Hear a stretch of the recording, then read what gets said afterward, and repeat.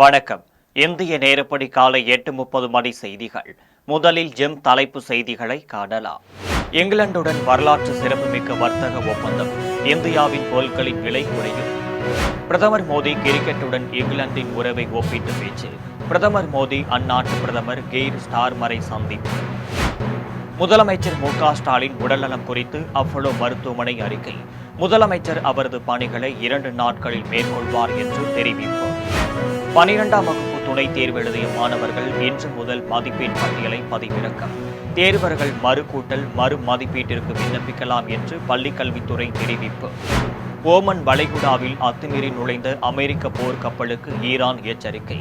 இஸ்ரேலுக்கு ஆதரவாக அமெரிக்கா ஈரானின் 3 முக்கிய அணுமின் நிலையங்களை தாக்கியதால் போர் முடிவு. அமெரிக்கா வெளியுறவுத்துறை அமைச்சகம் உக்ரைனுக்கு 2781 கோடி ரூபாய் மதிப்பிலான ஆயுத ஒப்பந்தம். உக்ரைன் ரஷ்யா இடையேயான போரை நிறுத்த அமெரிக்கா அதிபர் முயற்சி. இனி விரிவான செய்திகளை காணலாம்.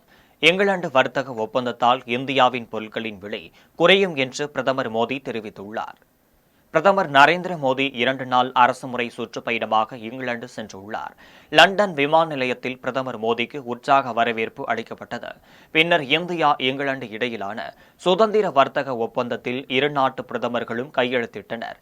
இதை பிரதமர் மோடி இந்தியா இங்கிலாந்து உறவுகளின் வரலாற்றில் சிறப்புமிக்க நாளாகும் என தெரிவித்தார். மேலும் இங்கிலாந்து உடனான வரி குறைப்பின் எதிரொலியால் இந்தியாவின் பிரிட்டனில் தயாராகும் மருந்துகள், மருந்து கருவிகள், எண்ணெய் பொருட்கள், குளிர்பானங்கள், அழகு சாதன பொருட்கள், சாக்லேட்டுகள், பிஸ்கட்டுகள் மற்றும் கார் ஆகியவற்றை இந்தியர்களுக்கும் குறைவான விலையில் கிடைக்கும். மேலும் மின்சார வாகனங்கள் மீதான வரி குறையும். இங்கிலாந்து சென்ற பிரதமர் மோடிக்கு கிரிக்கெட்டுடன் இங்கிலாந்தின் உறவை ஒப்பிட்டு பேசினர். இங்கிலாந்து சென்ற பிரதமர் மோடிக்கு அந்நாட்டு பிரதமர் கெய்ர் ஸ்டார்மரை சந்தித்து பேசினர். பின்னர் இருவரும் கூட்டாக செய்தியாளர்களை சந்தித்தார்கள். அப்போது அவர்கள் செய்தியாளர்களிடம் பேசியபோது, நம் 2 நாடுகளுக்கும் கிரிக்கெட் என்பது வெறும் ஒரு விளையாட்டல்ல, மாறாக அது ஒரு உணர்வு கூட. நமது உறவுகளுக்கும் அது மிகப்பெரிய உருவகமாக உள்ளது என்றும் கூறினார். எங்கள் கூட்டணி எப்போதும் அதிக ரன்கள் குவிக்கும் என்றும் கிரிக்கெட்டுடன் ஒப்பிட்டு பேசினர். இந்த ஒப்பீடு செய்தியாளர்களிடையே மிகவும் பிரமிப்பை ஏற்படுத்தியது. முன்னதாக பங்கிங்காம் தெருவில் கிரிக்கெட் கிளப் வீரர்களுடன் மோடி மற்றும் ஸ்டார்மர் இருவரும் கலந்துரையாடினர்.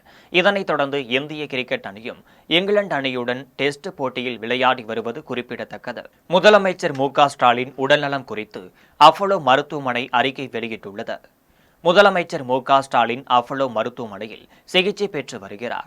மேலும் அவரை குடும்ப உறுப்பினர்கள், அமைச்சர்கள், அதிகாரிகள் என பலரும் சந்தித்து நலம் விசாரித்தனர். இதனைத் தொடர்ந்து அழகிரி அப்போலோ மருத்துவமனைக்கு வருகை தந்து முதலமைச்சர் மு.க.ஸ்டாலினை சந்தித்து நலம் விசாரித்தார். இந்த நிலையில் முதலமைச்சர் மு.க.ஸ்டாலின் உடல்நிலை குறித்து அப்போலோ மருத்துவமனை வெளியிட்டுள்ள அறிக்கையில், முதலமைச்சர் அவர்களுக்கு ஏற்பட்ட தலை சுற்றல் பிரச்சினை தொடர்பாக பல்வேறு மருத்துவ பரிசோதனைகளில் இதய துடிப்பில் உள்ள சில வேறுபாடுகள் காரணமாகவே இந்த தலை சுற்றல் ஏற்பட்டுள்ளதாகவும் கண்டறியப்பட்டுள்ளது. மேலும் இதய சிகிச்சை குறித்து மருத்துவர் செங்குட்டுவேலு அவர்களின் தலைமையிலான மருத்துவ வல்லுநர் குழுவின் அறிவுரையின்படி இதனை சரி செய்வதற்கான சிகிச்சை முறை மேற்கொள்ளப்பட்டது. பின்னர் முதலமைச்சர் அவர்கள் நலமாக உள்ளார். மேலும் அவர் பணிகளை 2 நாட்களில் மேற்கொள்வார் என்று தெரிவித்தனர். 12ஆம் வகுப்பு துணைத் தேர்வு எழுதிய மாணவர்கள் இன்று முதல் மதிப்பெண் பட்டியலை பதிவிறக்கலாம் என்று பள்ளிக்கல்வித்துறை தெரிவித்துள்ளது. சென்னையில் 12ஆம் வகுப்பு துணைத் தேர்வு எழுதிய மாணவர்கள் இன்று முதல் மதிப்பெண் பட்டியலை பதிவிறக்கம் செய்யலாம். மேலும் விடைத்தாள் நகல் பெறும் விரும்புவோர் ஜூலை 28, 29 சம்பந்தப்பட்ட மாவட்ட அலுவலகத்தை அணுகி பெறலாம். பின்னர் ஒவ்வொரு பாடத்திற்கும் விடைத்தாள் நகல் பெற ரூபாய் 275 கட்டணம் செலுத்தி பதிவு செய்ய வேண்டும்.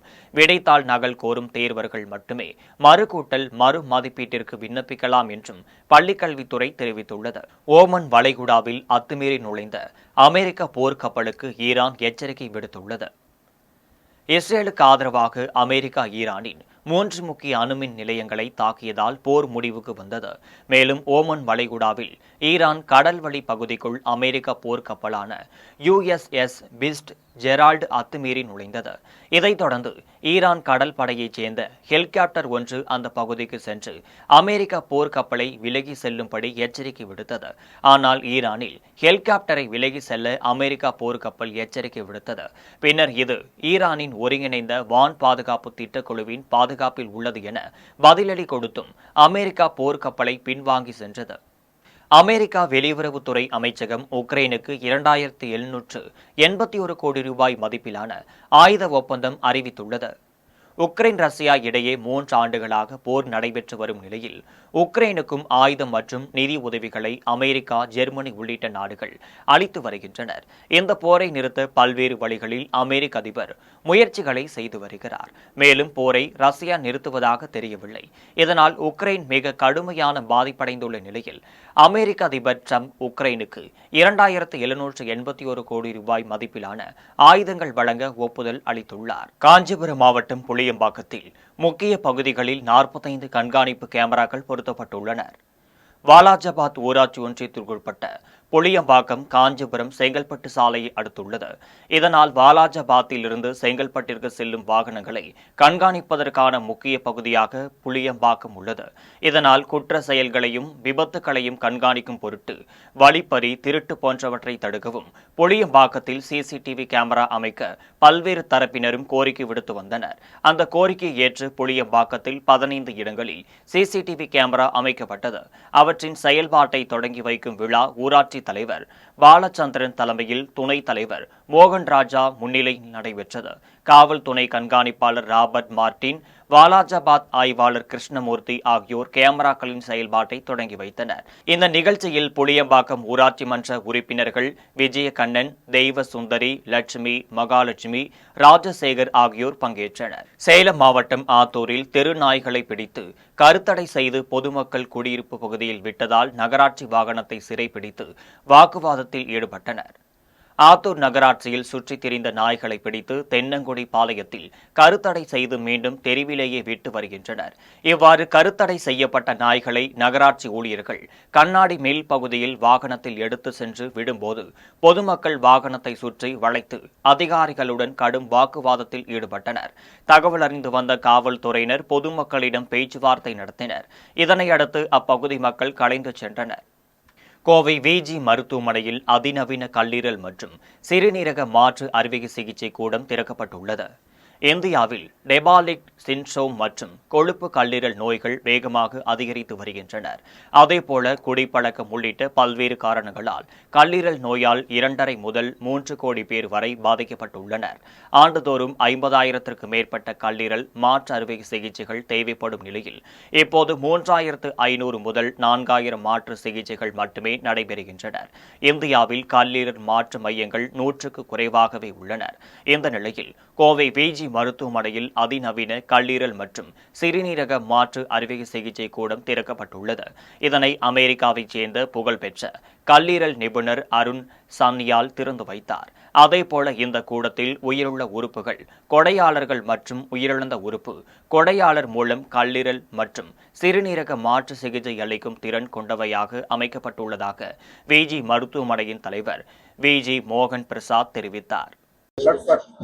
So, I'm very happy to welcome you to VGM Hospital Coimbatore. VGM மருத்துவமனை கோவையில் இன்னைக்கு ஒரு மிக பொன்னான நாள்.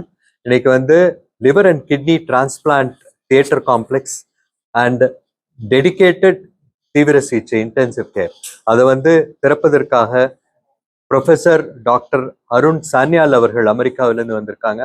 அண்ட் ஆல்சோ டாக்டர் லூரியான் ஃப்ரம் பிரேசில்ல இருந்து வந்திருக்காங்க. அவங்களும் லிவர் ஸ்பெஷலிஸ்ட். மதிமுக பொதுச் செயலாளர் வைகோ சமூக வலைதளங்களில் ஒருமையில் பேசி வரும் நாஞ்சில் சம்பத் மீது நடவடிக்கை எடுக்க கோரி மதிமுக சார்பில் கன்னியாகுமரி மாவட்ட காவல் கண்காணிப்பாளர் அலுவலகத்தில் புகார் அளித்துள்ளனர். கன்னியாகுமரி மாவட்ட மதிமுக செயலாளர் வெற்றிவேல் தலைமையில் அளித்துள்ள மனுவில் மதிமுக பொதுச் செயலாளர் வைகோ, துரை வைகோ ஆகியோரை நாஞ்சில் சம்பத் ஒருமையில் தகாத முறையில் பேசி வருவதாக குற்றம் சாட்டப்பட்டுள்ளது. கருத்து சுதந்திரத்தை மீறி திட்டமிட்டு வன்மத்தோடு தமிழ்நாட்டில் சட்ட ஒழுங்கை சீர்குலைக்கும் வகையிலும் சாதி கலவரத்தை ஏற்படுத்தும் விதத்திலும் நாஞ்சில் சம்பத் பேசி வருவதாகவும் குறிப்பிட்டுள்ளது. நாஞ்சில் சம்பத் மீது அதை வெளியிட்ட சமூக வலைதள சேனல்கள் மீது சட்டப்படி வழக்கு பதிந்து நடவடிக்கை எடுக்கும்படி கோரிக்கை உள்ளது. 2 மாபெரும் தலைவர்களையும் பாரத பிரதமர்கள் அனைவராலும் உயர்ந்த மனிதன், மகத்தான தலைவன், மக்களுக்காக பணியாற்றுகிற தலைவன் என்று பாராட்டிய உயர்ந்த மனிதன் மாமனிதன் வைகோ அவர்களை கடந்த 1 வார காலமாக கண்டபடி பேசி இந்த நாட்டிலே ஜாதி கலவரத்தையும் மத கலவரத்தையும் தூண்டி கலவரத்தை விளைவித்து குளிர் காயலாம் என்ற வகையிலே நாஞ்சில் சம்பத் என்பவனை இந்த நாடறிய வைத்த தலைவன் நாயகன் வைகோ அவர்கள். அந்த தலைவனை இன்றைக்கு அந்த தலைவனால் பயன்பெற்ற சம்பத் அவர்கள் இன்றைக்கு ஏகவசனத்திலே பிரிவினைவாதத்தை தூண்டுகின்ற வகையில் அவதூறை பரப்பி வருகிறார். கோவை ராமகிருஷ்ணா மருத்துவமனை மற்றும் ரோட்டரி மெரிட்டியன் இணைந்து எலும்பு புற்றுநோயால் பாதிக்கப்பட்ட ஏழை எளிய மக்கள் பயன்பெறும் வகையில் பிளாசம் என்ற திட்டத்தை அறிமுகப்படுத்தியுள்ளனர். கோவை ஆவாரபாளையத்தில் உள்ள ராமகிருஷ்ணா மருத்துவமனையில் பிளாசம் திட்டத்தை SNR சன்ஸ் அறக்கட்டளை நிர்வாக அறங்காவலர் சுரேந்தர், புற்றுநோய் நிபுணர் குகன் மற்றும் ரோட்டரி நிர்வாகிகள் தொடங்கி வைத்தனர். இதுகுறித்து பேசிய மருத்துவர் குகன், எலும்பு தசைகளில் தொடங்கும் இந்த புற்றுநோய் பாதிப்படைந்தவர்களின் கால்களை அகற்றுவதை கடந்த காலத்தில் தீர்வாக இருந்ததாக தெரிவித்தார். பின்னர் மருத்துவத்துறையில் ஏற்பட்ட முன்னேற்றத்தால் இப்போது பாதிக்கப்பட்ட எலும்பு பகுதிகளில் லிம்ஸ் சால்வேஸ் என்னும் அறுவை சிகிச்சை மூலம் உலோகம் வைத்து கால்களை அகற்றாமல் மீண்டும் இயல்பான வாழ்க்கை வாழ வழிவகை செய்வதாக தெரிவித்தார். புற்றுநோய் மருத்துவமனை புற்றுநோய் நிபுணர், ராமகிருஷ்ணா புற்றுநோய் சிகிச்சை மற்றும் ஆராய்ச்சி மையம், ராமகிருஷ்ணா மருத்துவமனை, கோயம்புத்தூர். நாங்கள் இன்னைக்கு இந்த போன் சார்கோமா புற்றுநோயால் பாதிக்கப்பட்ட அது பொதுவாக யங் அடலசன்ஸ் அஃபெக்ட் பண்ணுறது. அதுக்கு பொதுவாக காலில் வெரி ரேராக கையில் வரலாம். இந்த புற்றுநோய்களுக்கு முன்னாடியெல்லாம் அந்த உறுப்பு அகற்ற வேண்டிய கட்டாயம் இருந்தது. இப்போ உறுப்பை அகற்றாமல் எண்டோப்ராசசிஸ்ன்னு சொல்லிட்டு டைட்டானியம் ப்ராசஸஸ் வச்சுட்டு கீமோதெரப்பி கொடுத்து இவங்களை அறுவை சிகிச்சை வைத்து குணப்படுத்த முடியும். லிம்ப் சால்வேஸ் சர்ஜரின்னு பேர். இதை முதல்ல 2008 ராமகிருஷ்ணா மருத்துவமனை இந்த பகுதியில் சொன்னது. இப்போ இந்த ரொம்ப புற்றுநோய்கள் நோயாளிகள் அதிகமாக வர காரணத்தினால இவங்களுக்காக புதிதாக ஒரு ரோட்டரி மெரிடியன், அப்புறம் ஆட்டிடியூட் சேரிட்டபிள் ட்ரஸ்ட், அப்புறம் கார்டன் ப்ளூ ப்ராப்பர்ட்டிஸ் இவங்களோட சேர்ந்து நாங்கள் மெயினாக ஒரு பிளாசம் அப்படின்னு ஒரு ப்ராஜெக்ட் ஆரம்பிச்சிருக்கோம். இது ப்ராப்ளமாக இந்த ப்ராசஸஸ் அவங்க ஸ்பான்சர் பண்ணாங்க. ஏன்னா இந்த எண்டோ ப்ராசஸஸ்ங்கிறது காஸ்ட்லியாக இருக்குங்க. 2.5 lakhs பக்கம் வரும். அந்த ப்ராசஸஸோட காஸ்ட் அவங்க ஏற்றுக்கிறாங்க. கீமோதெரப்பி மற்றும் சர்ஜரி காஸ்ட்டை ராமகிருஷ்ணா மருத்துவமனையுடைய ட்ரஸ்ட் மூலமாக நாங்கள் அதை ஃப்ரீயாக பண்ணுறோம். இந்த சார்கோமா பாதிக்கப்பட்ட நோயாளிகள், குழந்தைகள், பெரியவர்கள் யாராக இருந்தாலும் அவங்க லிம்ப் சால்வேஸ் சர்ஜரி வேணும், அவங்களால அஃபோர்ட் பண்ண முடியாத ஏழ்மையான நோயாளிகள், காஸ்ட் அஃபோர்ட் பண்ண முடியாதவங்க நம்மளுடைய மருத்துவமனையில் தொடர்பு கொண்டு இந்த திட்டத்தின் மூலமாக பயன்பெறலாம். இது மூலமாக ரொம்ப பேருக்கு உறுப்பை அகட்டாமல் கால்களை பாதுகாத்து, ஏன்னா இந்த நோயை முழுமையாக அதாவது 80% குணப்படுத்த முடியும். அதற்கான வாய்ப்புகள் அதிகம். திருப்பத்தூர் மாவட்டம் வாணியம்பாடி அருகே மின் மாற்றியை கலற்றி 3 லட்சம் ரூபாய் மதிப்பிலான செம்பு கம்பிகளை கொள்ளையர்கள் திருடி சென்றுள்ளனர். வாணியம்பாடியை அடுத்த அலந்தாபுரத்தில் உள்ள பெரிய கொள்ளி வட்டம் பகுதியில் வழக்கறிஞர் தேவகுமார், அருள், சக்கரவர்த்தி, ஞானசேகர், சுந்தரம் ஆகியோருக்கு சொந்தமான விவசாய நிலங்களுக்கு மின்சாரம் செல்ல அங்கு மின் மாற்றி பொருத்தப்பட்டுள்ளது. அந்த மின் மாற்றியில் இருந்து 10க்கும் மேற்பட்ட வீடுகளுக்கு மின்சாரம் செல்கிறது. இந்த நிலையில் இரவு மர்ம நபர்கள் மின்சாரத்தை நிறுத்திவிட்டு மின் மாற்றியை கலற்றி கீழே வைத்து அதில் இருந்த 3 லட்சம் ரூபாய் மதிப்பிலான செம்பு கம்பிகளை எடுத்து சென்றுள்ளனர். இதனால் அப்பகுதியில் விவசாயிகள் விவசாய நிலங்களுக்கும் தண்ணீர் பாய்க்க முடியாமலும் பொதுமக்கள் வீடுகளுக்கு மின்சாரம் இல்லாமலும் இன்னல் அடைந்து வருகின்றனர். இதுகுறித்து அம்பலூர் மின்வாரிய உதவி பொறியாளர் சத்தியமூர்த்தி திம்மாம்பேட்டை காவல் நிலையத்தில் புகார் கொடுத்துள்ளார். அதன் அடிப்படையில் மின்சாரத்துறை உதவி பொறியாளர் சத்தியமூர்த்தி காவல்துறையினர் விசாரணையை மேற்கொண்டு வருகின்றனர். சேலம் மாவட்டம் சங்ககிரி நகராட்சியில் உங்களுடன் ஸ்டாலின் திட்ட முகாமை கோட்டாட்சியர் லோகநாயகி தொடங்கி வைத்தார். சங்ககிரி சந்தைப்பேட்டையில் உங்களுடன் ஸ்டாலின் திட்ட முகாம் நடைபெற்றது. மாநகராட்சி தலைவர் மணிமொழி தலைமையில் நடைபெற்ற முகாமை கோட்டாட்சியர் லோகநாயகி தொடங்கி வைத்தார். இதில் சங்ககிரி கோட்டாட்சியர் லோகநாயகி, ஆணையாளர் சிவரஞ்சனி, திமுக நகர செயலாளர் முருகன், நகரமன்ற துணைத் தலைவர் அருண் பிரபு ஆகியோர் கலந்து கொண்டனர். மகளிர் உரிமை தொகை, வீட்டுமனை பட்டா, பட்டா மாற்றம் ஆகிய கோரிக்கைகளுடன் வந்த பொதுமக்களிடம் இருந்து அரசு அதிகாரிகள் மனுக்களை பெற்றுக் கொண்டனர். சென்னை திருவொற்றியூரில் 11ஆம் வகுப்பு மாணவன் வீட்டில் தூக்கிட்டு தற்கொலை செய்து கொண்டது சோகத்தை ஏற்படுத்தியுள்ளது.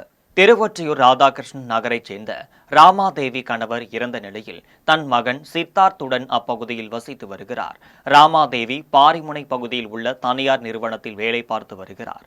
சித்தார்த் திருவொற்றியூரில் உள்ள அரசு உதவி பெறும் பள்ளியில் 11ஆம் வகுப்பு படித்து வந்தார். வீட்டில் தனியாக இருந்த சித்தார்த் வீட்டில் இருந்த சீலிங் ஃபேனில் தூக்கில் தொங்கியபடி சடலமாக கிடந்தார். இதனை பார்த்த அக்கம் பக்கத்தினர் சித்தார்த்தின் உறவினருக்கும் தகவல் தெரிவித்தனர். உடனடியாக அங்கு வந்த உறவினர்கள் சித்தார்த் உடலை கீழே இறக்கிவிட்டு காவல்துறையினருக்கும் தகவல் தெரிவித்தனர். விரைந்து வந்த காவல்துறையினர் சித்தார்த் உடலை கைப்பற்றி கூராய்விற்காக அரசு ஸ்டாலின் மருத்துவமனைக்கு அனுப்பி வைத்தனர். இது தொடர்பாக வழக்கு பதிந்து விசாரணை மேற்கொண்டு வருகின்றனர். மதுரையில் ஆடி அமாவாசையை முன்னிட்டு வைகை ஆற்று பகுதி மற்றும் முக்கிய கோவில்களில் மக்கள் முன்னோர்களுக்கு திதி தர்ப்பணம் கொடுத்து சிறப்பு வழிபாடு நடத்தினர். ஆண்டுதோறும் ஆடி மாதம் வரும் அமாவாசை நாள் இந்துக்களின் முக்கிய விரத நாளாக கருதப்படுகிறது. இந்த நாட்களில் மக்கள் நீர்நிலைகளில் நீராடி தங்கள் குடும்பங்களில் இறந்து போன முன்னோர்களுக்கு திதி மற்றும் தர்ப்பணம் கொடுப்பது வழக்கம். ஆடி அமாவாசையொட்டி மதுரை தெப்பக்குளம் முக்தீஸ்வரர் ஆலயத்தில் மக்கள் நெய் தீபம் ஏற்றி சிறப்பு வழிபாடு நடத்தினர். தங்கள் குடும்பங்களில் இறந்து போன முன்னோர்களுக்கும் திதியும் தர்ப்பணமும் கொடுத்து சிறப்பு பூஜை வழிபாடு செய்தனர். இதேபோல மதுரையில் உள்ள அனைத்து கோவில்களிலும் வைகை ஆற்றின் நீர்நிலை பகுதிகளிலும் ஏராளமானோர் தர்ப்பணம் செய்து சிறப்பு வழிபாடு நடத்தினர். தூத்துக்குடியில் ஆடி அமாவாசை நாளில் பிரித்தியாங்கிரா தேவி ஆலயத்தில் உலக நன்மை கருதியும் இயற்கை வளம் வேண்டியும் 2025 கிலோ வத்தலை எரித்து யாகம் நடைபெற்றது. தூத்துக்குடி கோரம்பள்ளத்தில் அமைந்துள்ள பிரித்தியங்கிரா தேவி ஆலயத்தில் ஆடி அமாவாசை நாளில் சிறப்பு யாகம் நடைபெற்றது. உலக நன்மைக்காகவும் விவசாயம் செழிக்க மழை வளம் வேண்டியும் 2025 கிலோ வத்தலை எரித்து யாகம் நடைபெற்றது. சீனிவாச சித்தர் தலைமையில் பிரித்தியங்கிரா தேவிக்கு பல்வேறு மலர்களாலும் சந்தனத்தாலும் அலங்காரம் செய்யப்பட்ட பின்னர் பக்தர்கள் காணிக்கையாக அளித்த 2025 கிலோ வத்தல் யாக குண்டத்தில் போடப்பட்டு பூஜை நடைபெற்றது. இதில் ஏராளமான பக்தர்கள் கலந்து கொண்டு தங்கள் வேண்டுதலை நிறைவேற்றி பிரித்தியங்கிரா தேவி அம்மனை வழிபட்டு சென்றனர். இந்த 2025 கிலோ ஹோமமானது நாம செய்வதற்கு காரணங்கள் என்னன்னா, இந்த உலக மக்கள் எல்லோரும் நல்ல நிலையில இருக்கணும். பஞ்சம் பசி இருக்கக்கூடாது. நோயற்ற வாழ்வு வாழணும். முதல்ல பசிப்பினி இருக்கக்கூடாது. வேளாண்மை பெருகணும்.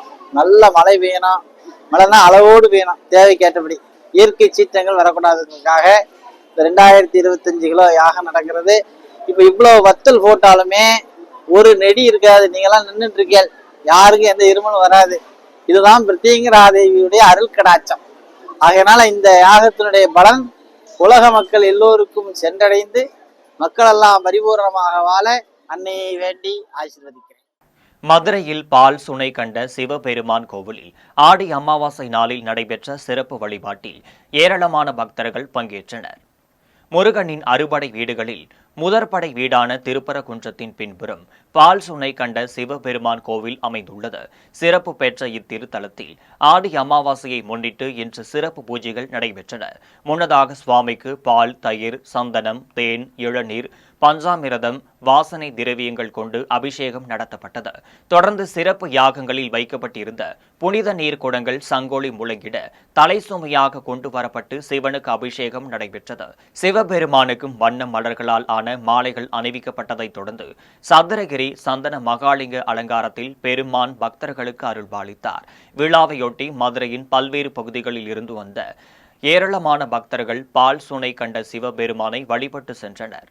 சேலம் மாவட்டம் வாழப்பாடி அருகே முத்துமலை முருகன் கோவிலில் ஆடி அமாவாசையொட்டி திரளான பக்தர்கள் நீண்ட வரிசையில் காத்திருந்து சாமி தரிசனம் செய்தனர். வாழப்பாடி அடுத்த புத்திர கவுண்டன் பாளையத்தில் அமைந்திருக்கும் 146 அடி உயரமுள்ள முத்துமலை முருகன் கோவிலில் பல்வேறு பகுதிகளில் இருந்தும் ஏராளமான பக்தர்கள் அதிகாலை முதலே நீண்ட வரிசையில் காத்திருந்து சாமி தரிசனம் செய்தனர். முத்துமலை முருகனுக்கும் பல்வேறு வாசனை திரவியங்கள் பொருட்கள் கொண்டு சிறப்பு அபிஷேகம் செய்யப்பட்டு தங்க கவசத்தில் வண்ண மலர்களால் அலங்கரிக்கப்பட்ட பின் தீபார்த்தனை காண்பிக்கப்பட்டது. மூலவர் முத்துமலை முருகப்பெருமான் பக்தர்களுக்கு தங்க கவசத்தில் காட்சி அளித்தார். பக்தர்கள் அரோகரா அரோகரா என முழக்கமிட்டு சாமி தரிசனம் செய்து சென்றனர். மீண்டும் ஜெம் தலைப்பு செய்திகள். இங்கிலாந்துடன் வரலாற்று சிறப்புமிக்க வர்த்தக ஒப்பந்தம். இந்தியாவின் பொருட்களின் விலை குறையும். பிரதமர் மோடி கிரிக்கெட்டுடன் இங்கிலாந்தின் உறவை ஒப்பிட்டு பேச்சு. பிரதமர் மோடி அந்நாட்டு பிரதமர் கெய்ர் ஸ்டார்மரை சந்திப்பு. முதலமைச்சர் மு.க. ஸ்டாலின் உடல்நலம் குறித்து அப்போலோ மருத்துவமனை அறிக்கை. முதலமைச்சர் அவரது பணிகளை 2 நாட்களில் மேற்கொள்வார் என்று தெரிவிப்பு. 12ஆம் வகுப்பு துணைத் தேர்வு எழுதிய மாணவர்கள் இன்று முதல் மதிப்பெண் பட்டியலை பதிவிறக்கம். தேர்வர்கள் மறுகூட்டல் மறு மதிப்பீட்டிற்கு விண்ணப்பிக்கலாம் என்று பள்ளிக்கல்வித்துறை தெரிவிப்பு. ஓமன் வளைகுடாவில் அத்துமீறி நுழைந்த அமெரிக்க போர்க்கப்பலுக்கு ஈரான் எச்சரிக்கை. இஸ்ரேலுக்கு ஆதரவாக அமெரிக்கா ஈரானின் 3 முக்கிய அணுமின் நிலையங்களை தாக்கியதால் போர் முடிவு. அமெரிக்கா வெளியுறவுத்துறை அமைச்சகம் உக்ரைனுக்கு 2781 கோடி ரூபாய் மதிப்பிலான ஆயுத ஒப்பந்தம். உக்ரைன் ரஷ்யா இடையேயான போரை நிறுத்த அமெரிக்கா அதிபர் முயற்சி. இத்துடன் ஜெம் செய்திகள் நிறைவடைகின்றனர். மீண்டும் ஜெம் செய்திகள் மதியம் 1:30 மணிக்கு. உடனுக்குடன் செய்திகளை காண gemlive.tv என்ற இணையதளத்தில் இணைந்திருங்கள். நன்றி, வணக்கம்.